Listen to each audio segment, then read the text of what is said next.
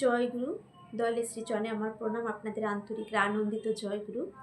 আজকে যে বিষয়টি নিয়ে ইষ্ট প্রসঙ্গটি করব, এটা কিন্তু অনেকের প্রশ্ন থাকে। যেমন যে সস্তনী নিয়েছি, কিন্তু হয়তো স্বামী সস্তনী নিয়েছে, স্ত্রী মাছ মাংস খাচ্ছে, তাহলে স্ত্রীর হাতে তো খাওয়া যাবে না। একটা অস্বস্তিকর, মাছ মাংস খাচ্ছে, মাছ মাংস রান্না করছে, এমন কিভাবে এইভাবে সংসার, এটা নিয়ে নানান রকম অশান্তি হচ্ছে, এটা কি করব? এটা সঠিক উত্তরটা আজকে আপনারা জানতে পারবেন। আর হচ্ছে যে অনেকে আছে রাত্রি জেগে কাজ করে, নানান ধরনের কলকারখানায় থাকতে হচ্ছে, সারা রাত দোকান করতে হচ্ছে, সেই কারণে তারা সঠিক সময়ে যে ব্রাহ্ম মুহূর্তে ঠাকুর ইষ্টভীতি করার কথাটা বলেছেন, সেটা তাদের দ্বারা আর সম্ভব হয়ে উঠছে না। তারা কি করবে? এরকম প্রশ্ন নানান আমাদেরও কিন্তু এভাবে হয়ে থাকে, যে রাত্রি জাগতে হচ্ছে, তাই সঠিক সময় তো হচ্ছে না, অনেক রাতে ঘুমোতে যাচ্ছি, সঠিক সময় উঠতে পারছি না, সস্তনী নিয়েছি বলে সবার হাতে খেতে পারছি না, নানান সমস্যা। এই সমস্যাগুলো কিভাবে করব? বা এমন কোনো একটা জায়গায় চলে গেলাম যে জায়গাতে গিয়ে ইষ্টভীতি করব, আমার কাছে অর্ঘ্য নেই, আমি কি দিয়ে ইষ্টভীতিটা করব? আসুন, বা ফল দিয়ে যদি ইষ্টভীতি, আমরা পয়সা দিয়ে কি করতে হবে, ফল দিয়েও তো করতে পারি। এসব নানান প্রশ্ন এখন নানান সবার ভিতরে রয়েছে। এইগুলোর উত্তর আজকে এই ইষ্ট প্রসঙ্গে আমি রাখছি। বিশ্বনাথ দা, ইষ্ট প্রসঙ্গ গ্রন্থ থেকে, বিশ্বনাথ দা সস্তনী ব্রত নিয়েছেন, কিন্তু স্ত্রী নেননি, সেজন্য বিশ্বনাথ দা স্ত্রীর হাতে খান না। শ্রী শ্রী পিতৃদেব কথা শুনে খুব অস্বস্তি বোধ করতে থাকেন। সস্তনী ব্রতের জন্য এভাবে চাপ সৃষ্টি করার ঘটনায় তিনি ব্যথিত হলেন। বিশ্বনাথ দা সব বিনয়ে জানালেন, আজ্ঞে, আমি ভাবতাম শ্রী মাছ খায়, তার হাতে আমি খাই কি করে? শ্রী শ্রী পিতৃদেব তখন বললেন, অনেক বাড়িতে মা মাসিরা মাছ খায়, তাহলে কি বাড়ির ছেলেরা মা মাসির হাতে খাবে না?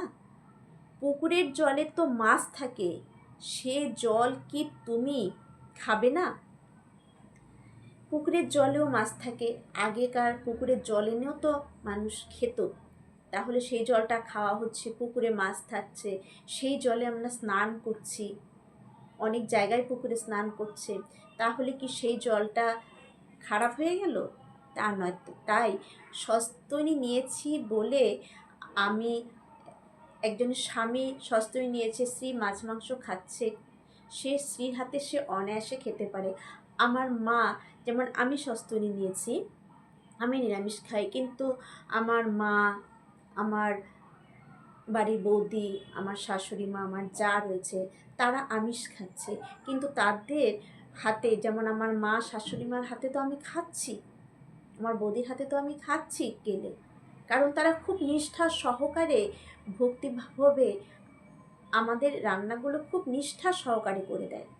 আমি কি তাদের হাতে খাওয়া ছেড়ে দিয়েছি? খাওয়া তো ছাড়িনি। মার হাতে যদি খাওয়ার না খাই, তাহলে কি হবে? মা হচ্ছে আমার জীবনে প্রথম গুরু, যিনি আমাকে চলনা শিখিয়েছেন, ঠাকুরের সাথে আমাকে যুক্ত করেছেন, সেটা খাওয়া যেতেই পারে। কিন্তু কথায় আছে না, যে ব্রাহ্মণও যদি কদাচারী হয়, তার হাতেও খাওয়া চলবে না, আর মুচিও যদি সদাচারী হয়, তার হাতেও খাওয়া চলে। মেন হচ্ছে সদাচার পালন করা, আর যার হাতে খেয়ে আমি তৃপ্তি পাবো, ভক্তি ভরে যে আমাকে দেবে, আমি তার হাতে খেতেই পারি, কোনো অসুবিধা নেই। আচার্যদেব কিন্তু এই কথা বলেই থাকেন যখন সস্তনী দিয়ে থাকেন। তাই বরদাও কিন্তু এটাতে খুব খারাপ পেলেন। বিশ্বনাথ দা, আজ্ঞে, আমার ভুল হয়েছে। শ্রী শ্রী পিতৃদেব, মাছ মাংস ছাড়াই বলো আর যাই বলো, মানুষ যা করে সব ভালোবাসার টানে, দেখতে হয় ওই টান যাতে বেড়ে যায়। ঠাকুরের প্রতি টানের ফলে মানুষের সব হয়, জোর করে কাউকে কিছু করানো যায় না। কিভাবে ঠাকুরের প্রতি টানটা বাড়বে সেটা আমাদের চেষ্টা করতে হয়। আবার স্ত্রী স্বামীর প্রতি টানের ফলে স্বামীকে খুশি করার জন্য সব সহ্য করে। আবার স্বামীর প্রতি যদি স্ত্রীর টান থাকে তো স্বামীকে খুশি করার জন্য সব কিছুই কিন্তু করতে পারে। আবার স্ত্রী যদি করে, স্ত্রীর টানের প্রতিও করতে পারে। যেমন আমি আমার ছেলে প্রথম নিরামিষ খাওয়া শুরু করি, তখন আমার স্বামীও আমাদের প্রতি একটা টান যে ওরা ঠাকুরকে ভালোবেসে নিরামিষ খাচ্ছে, তাহলে আমি কেন খাবো না। আমার স্বামীও কিন্তু তখন এটা শুরু করে দিলেন, সেও নিরামিষভোজী তখন হয়ে গেলেন, সস্তনী নিয়ে নিলেন। সব কিছুর টান, ঠাকুরকে ভালোবেসে সব কিছুই করা যায়। আমরা জানি যে বৌরানী মা আমিষ খেতেন, শুধু ঠাকুরের প্রতি, অবিন দাদা বলেছেন ঠাকুরের প্রতি ভালোবাসার কারণেই হোক আর আচার্য দেবের বা আমার বাবার প্রতি ভালোবাসার টানেই হোক, মা কিন্তু আমিষ ত্যাগ করলেন, নিরামিষভোজী হয়ে গেলেন। সেই ভালোবাসার টানেই সব কিছু হয়ে যায়। এমনই এখন এই যে রাত্রি জেগে থাকা হয়, সঠিক সময় ইষ্টভৃতি হচ্ছে না, নানান কারণে অনেকে কলকারখানায় কাজ করেন সারা রাত জেগে, তাদের সঠিক সময় হচ্ছে না, তারা কি করবেন? শান্তিরঞ্জন কর বললেন, আগে সমস্ত রাত্রি জেগে থাকতে হয় দোকানে, ইষ্টভৃতি কখন করব? শ্রী পিতৃদেব, এমনি তো সরকারের নিয়ম আছে, সারা রাত্রি কি দোকান খুলে রাখা যায়? পুজোর অনেক সময় দোকান খোলা রাখা হয়, আবার ট্রেনের সারা রাত জেগে দেওঘর আসা যাওয়া করতে হয়। এসব ক্ষেত্রে কখন করতে হয়? এসব ক্ষেত্রে জিনিসগুলো ভালো করে শুনে নেবেন যে এসব জন্য আমরা কখন ইষ্টভীতিটা করব। শ্রী পিতৃদেব বললেন, ইষ্টভীতির মন্ত্রে আছে, আজিয়ে প্রভাতে কর্মারম্ভে, তাই ওই সময়ই করাই ভালো। প্রভাত তো সূর্যোদয়ের পর নয়, তাই সূর্যোদয়ের পূর্বে করাই নিয়ম। ট্রেনে যাচ্ছেন, সূর্যোদয়ের আগে উঠে ইষ্টভীতিটা করে নিন না। দেওঘর যাচ্ছি, সূর্যোদয়ের আগে ইষ্টভীতিটা করে নেব। কলকারখানায় রয়েছি, ভোর 3টের পর কিন্তু ইষ্টভীতি করা যায়। 3টের পর কখনো ঘুম থেকে উঠেও যদি আপনি অনেক সময় বাথরুমে যেতে হয়, যদি দেখেন জল পিপাসা পেয়েছে, যদি দেখেন যে ঘড়ি কাঁটায় 3টে বেজে গেছে, তাহলে কিন্তু আর জল পান করবেন না। তাহলে ইষ্টভীতিটা করে নিয়ে, খুব দরকার হলে তাহলে ইষ্টভীতিটা করে নিয়ে জল পান করবেন।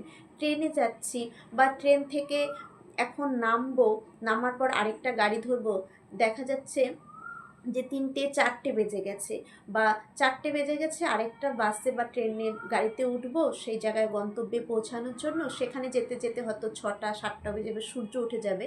তাই সেই গাড়িতে ওঠার আগে বা গাড়িতে উঠেই আমরা ওই সূর্যোদয়ের আগে ইষ্টভীতিটা করে নেব। দোকানে সারা রাত জাগতে হচ্ছে, ভোরবেলা বাড়ি আসছি, তাহলে সারা রাত যখন জাগছি, ঠিক আমরা 3টের পরে ইষ্টভীতি করা যাচ্ছে, তাহলে বাড়ি আসার আগে আমি দোকানে বসেই শুদ্ধভাবে ইষ্টভীতিটা মন প্রাণ দিয়ে ঠাকুরকে নিবেদন করে দিতেই পারি।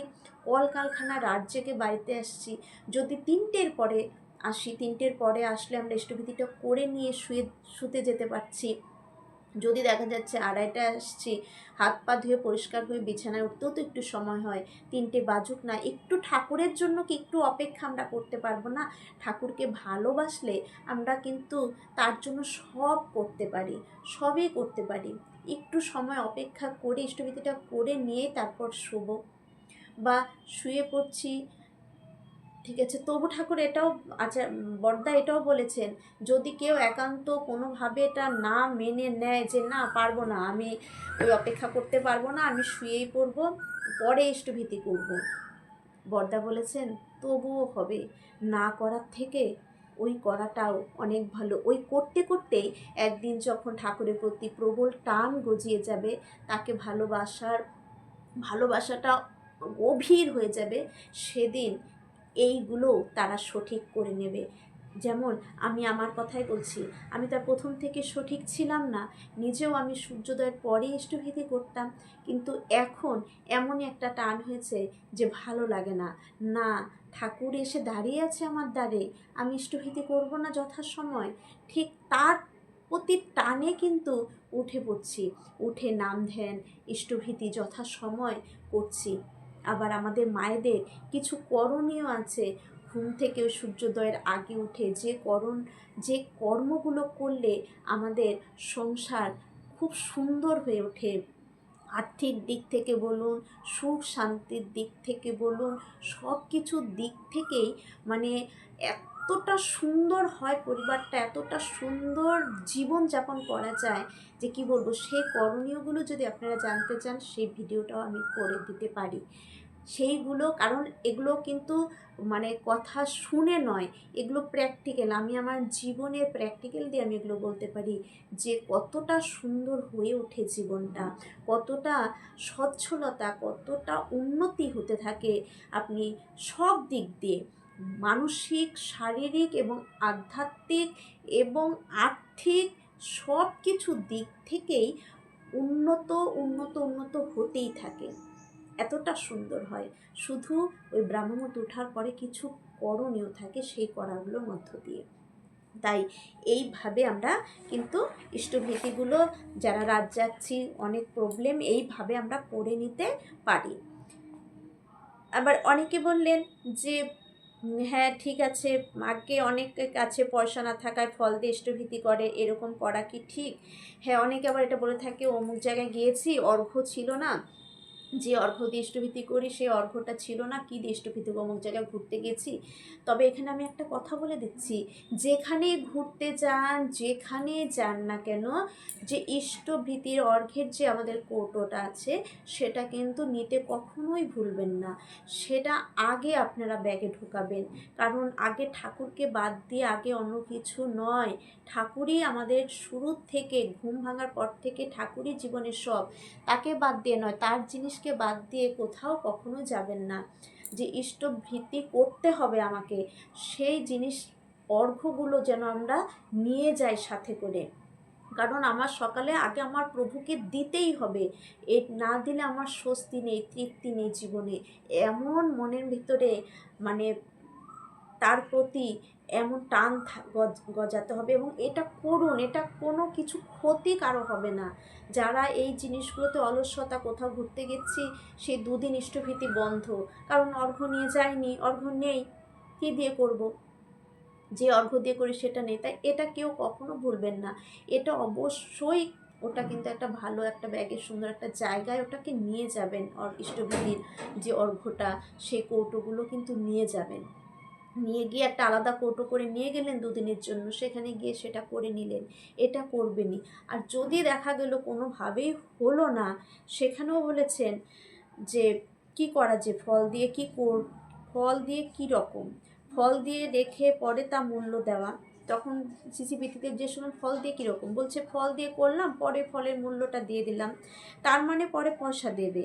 পয়সা রাখার পর ওই ফল ঠাকুর ভোগে দিতে পারো, সৎসঙ্গে দিতে পারো, পরে সবাইকে বিতরণ করলে। এরকম তো সবাই করে, অনেকে চাল দিয়ে করে, পরেও চালের মূল্য যা হয় তা পাঠিয়ে দেয়। তাই বললেন যে করতে পারো, কিন্তু এই যে ফল দিয়ে যে আমি ইষ্টভীতিটা করলাম, সেই ফলটাকে কি করব পরে, সেটা ঘরে রেখে পচে যাবে না? না, ওই অর্ঘ্যটা আমি কোথাও গিয়ে যদি কিছু নিতে ভুলে গেলাম, যদি একটা আমি আপেল দিয়ে করলাম, সেই আপেলের যে মূল্যটা, সেটা বাড়িতে এসে আমি কিন্তু ইষ্টভীতির জায়গায় রেখে দেবো। আর ওই ফলটাকে কিন্তু যেখানে সেখানে ফেলে দেবো না। সেই ফলটাকে বললেন যে সেই ফলটা কোনো সৎসঙ্গে আমরা দিয়ে দিতে পারি, ঠাকুর বা বাড়িতে এসে ঠাকুর ভোগে সেটা দিতে পারি, পরে সেটাকে সবাইকে প্রসাদ রূপে দিয়ে দেওয়া যেতে পারে। কিন্তু ওই ফলটাকে ঘরে শুকিয়ে পচে গেলে নষ্ট করা কিন্তু যাবে না। সেই ফলটাকে আমরা বাড়িতে এসে ঠাকুর ভোগে লাগাতে পারবো, কারণ ওটা তো ইষ্টভীতি করছি মানে ঠাকুরকে ভোগ দিচ্ছি, তাহলে সেটা এসে ঠাকুর ভোগ দিতে পারবো, কোনো সৎসঙ্গে দিতে পারবো, তারপর সবাইকে সেটাকে বিতরণও করা যাবে। এইভাবে সঠিকভাবে করুন। সবার মঙ্গল প্রার্থনা করি। আপনারা সবাই খুব খুব ভালো থাকুন ঠাকুরকে নিয়ে। জয় গুরু।